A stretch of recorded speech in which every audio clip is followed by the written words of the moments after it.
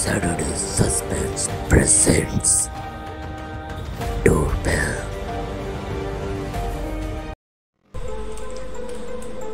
ভেতরে আসতে পারি? কে? কি চাই? আমি সুব্রত, নিউজ টুডে থেকে। ও, তুমি ফোন করেছিলে আমার ইন্টারভিউ নেবে বলে? হ্যাঁ, আমি। আপনার ডোরবেলটা মনে হয় খারাপ। ভেতরে আসবো? বাইরে খুব বৃষ্টি। হ্যাঁ, আসো আসো, দরজাটা লাগিয়ে দাও, ছাতাটা ওখানে রেখে সোফায় বসো। আমার হাতে বেশি সময় নেই, তোমার যা জানার তাড়াতাড়ি বলে ফেলো। আসলে স্যার, আপনি মনে হয় আমায় চিনবেন না। আমি আরেকবার আপনার ইন্টারভিউ নিতে এসেছিলাম 7 বছর আগে। আসলে আমি আপনার অনেক বড় ফ্যান। আপনার লেখা মার্ডার মিস্ট্রি স্টোরি তো ওয়ার্ল্ড ফেমাস। বেশ কিছুর উপর তো হিন্দি আর বাংলায় সিনেমাও হয়েছে। আপনার লাস্ট বিতর্কিত মার্ডার মিস্ট্রি গল্প ডোরবেল, এরপর আর কোনো গল্প লেখেননি। তো এবার হঠাৎ কিভাবে ডোরবেল 2 পাবলিশ করলেন?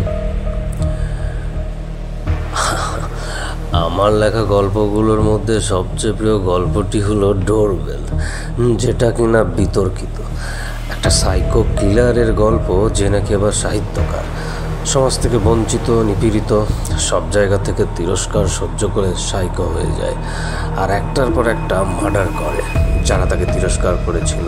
আর গল্প পাবলিশ করেনি, প্রমোট করেনি, ইভেন প্রশংসাও করেনি। আর নিজের করা মার্ডারগুলোকে নিয়ে সাসপেন্স থ্রিলার মার্ডার মিস্ট্রির গল্প লেখা শুরু করলো। তারপর তার গল্প বিখ্যাত হয়ে যায়, নাম সম্মান সব পায় সে। হ্যাঁ, পড়েছি আমি। সে মার্ডার স্পটে একটা ডোরবেল রেখে যেত সিরিয়াল কিলিং দেখাবার জন্য। আসলে সে ওদের সবার দরজায় নিজের আর্জি জানিয়েছিল, কিন্তু কেউ তার ডোরবেলে সাড়া দেয়নি। আপনি যেভাবে প্রত্যেকটা মার্ডার প্ল্যান ডিটেলসে লিখেছিলেন গল্পে, তা প্রশংসনীয়। এতটা গভীরে কেউ ভাবে না। আর শেষে খুনি ধরাও পড়ে না, তার বুদ্ধির জন্য বেঁচে যায়। আমার মনে হয়েছিল মার্ডারগুলো যুক্তিযুক্ত, ওদের মরাই ভালো। এরকম মানুষদের বেঁচে থাকার কোনো মানে হয় না। তাই আমার প্রিয় চরিত্র অভিককে বাঁচিয়ে রেখেছিলাম। আর তারপর শুরু হয় বিতর্ক। হ্যাঁ, আপনার গল্পে লেখা মতো শহরে 5টা সিরিয়াল কিলিং হয়। ঠিক যেভাবে আপনি গল্পে মার্ডার দেখান, সেইভাবেই কিলার মার্ডারগুলো করে। পুলিশ কোনোভাবে তাকে ধরতে পারেনি, মার্ডার ওয়েপন পায়নি, নো মোটিভ। ধরবে কিভাবে? সবটা অনেক স্টাডি করে লেখা, বড় বড় গোয়েন্দা, স্পেশাল ব্রাঞ্চ, সবার কাছ থেকে এক্সপিরিয়েন্স নিয়ে লেখা। তাহলে আবার কেন ডোরবেল 2 পাবলিশ করলেন? যদি আবার সিরিয়াল কিলিং শুরু হয়ে যায়, পুলিশ তো আগের বারের মতো এবারও আপনাকে অনেক হেনস্থা করতে পারে। না, এবারে হেনস্থা হব না। এবারে গল্পে অভিক ধরা পড়ে যাবে।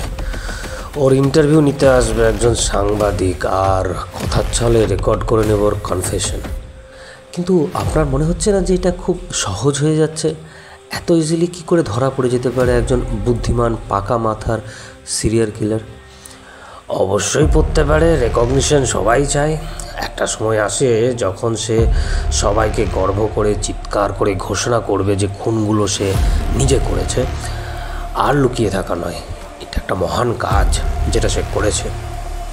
আর এটাকে সবার সামনে স্বীকার করতে তার ভয় নেই, কারণ সে তার সব সত্যকে মেলে ফেলেছে, সবাইকে মেরে ফেলেছে।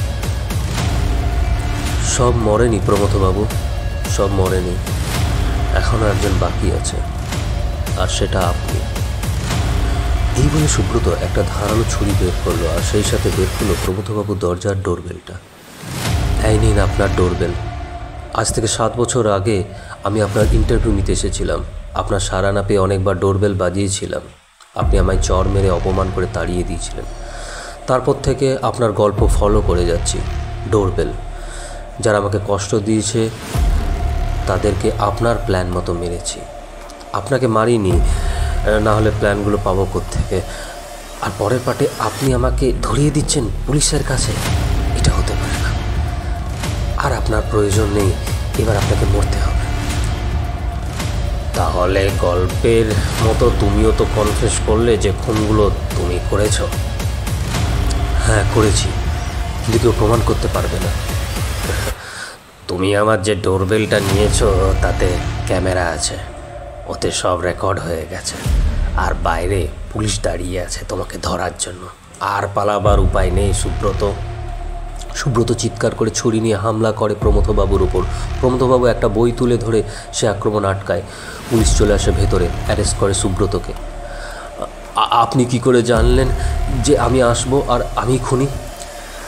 প্রত্যেকটা মার্ডারের পর ফার্স্ট নিউজ কভার তুমিই করেছো।